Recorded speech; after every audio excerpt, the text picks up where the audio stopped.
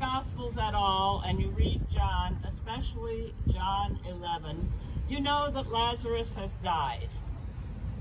Martha, his sister, met him when word came to her that Jesus himself was at Lazarus' tomb. Jesus directed her to call Martha, directed Martha to call her sister Mary. She returned to their home and called Mary, saying quietly, "The teacher is here and is calling for you."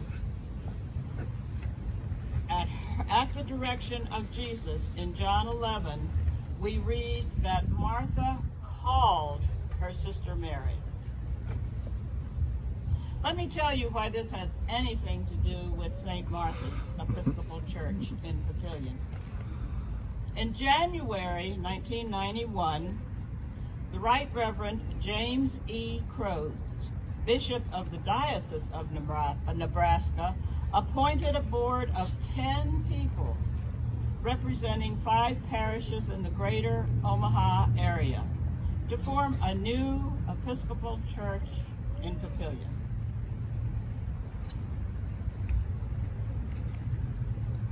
After a quick conference, they decided on St. Martha's. Oh, how they had been calling. That parish would be a diocesan plant, not the usual means of establishing a new congregation. Leo Clute, we know Leo, and I were 2 members of that board who are still at St. Martha's.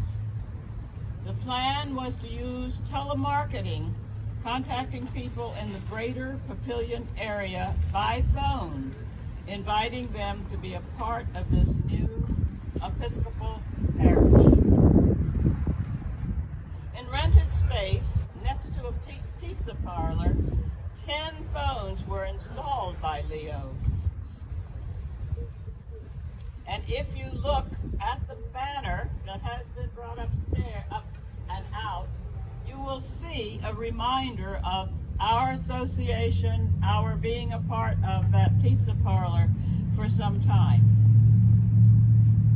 Calls were made for 4 weeks, 5 nights a week during the summer.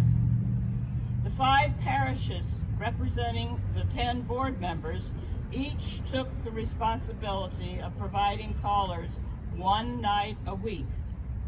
Some callers came up from Lincoln to help with the evangelistic work. 20,000 calls were made by these volunteers.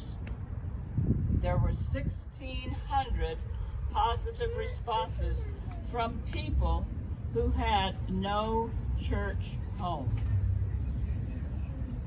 Close to 200 people attended the first service in September 1991. Approximately 50% of those returned the following week and continued attending St. Martha's. Omaha was the telemarketing capital of the United States at that time. Experts in the field expect a 4% response to such telemarketing efforts. The response to St. Martha's telephoning campaign was 8%. Did the prayers said before each night we started calling have any effect on that? Remember the scripture? Martha calling her sister Mary? This was getting serious. We're settling down to business. And the telephone company informed us we didn't need telephone numbers for those 10 phones we were using to make our cold calls, but we did need a telephone number for the phone that was the church's phone. We had to find a name. It was decided that St. Martha had been calling. Oh, had they been calling? And so they decided St. Martha's Episcopal Church. The first meeting of this new congregation, St. Martha's Episcopal Church, was held in the Midlands Community Center, later Karen's Fireside. It is located at 1214 North Monroe Street in Papillion. It is still there.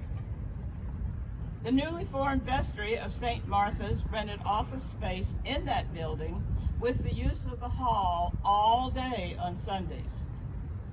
That hall had been used for a party the night before quite often, and the aroma of beer still permeated the room the next morning. A censer was purchased to sense the space on Sunday mornings to cover the odor of the beer from the party the night before. You suppose it made the area a little bit holy as it was sensed? The altar, this altar, made by Jim Field, some of you will remember Jim, had to be moved back and forth every Sunday. Jim put it on casters. It can be pushed. You don't have to pick it up and carry it. Chairs had to be set up and then broken down before and after each service.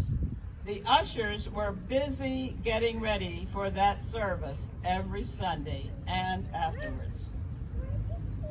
The lot on the top of the hill, this hill, where St. Martha's is at present, was purchased, and construction of the original building began on Mother's Day after 5 years of worshiping in Midlands Community Center. Ground was broken for our own building. It was raining very hard that day. One child lost his shoes in the mud. I don't know that he ever got them back. In September 1996, the congregation moved into that first building, 5 years from the first meeting in the beer hall. Worship and all the activities of St. Martha's were held in that box until May 2008, when the present building was completed and the move into that expanded building was made. Wes, I still remember the, I didn't write this down, the words fleeing my mind. The pancake breakfast that you fixed to us in that small kitchen at the back of, as we were worshiping, and we picked up our pancakes and sausages and enjoyed breakfast in the room we had just worshiped in. Thank you for continuing that. I must say that those pancakes and sausages were better than the ones you continue to prepare today. But don't stop. Today, we are looking forward into getting into this building again. In the meantime, we can meet and celebrate out here in God's kingdom, in God's presence. I'm so pleased that we can come together to do this very thing. Thank you.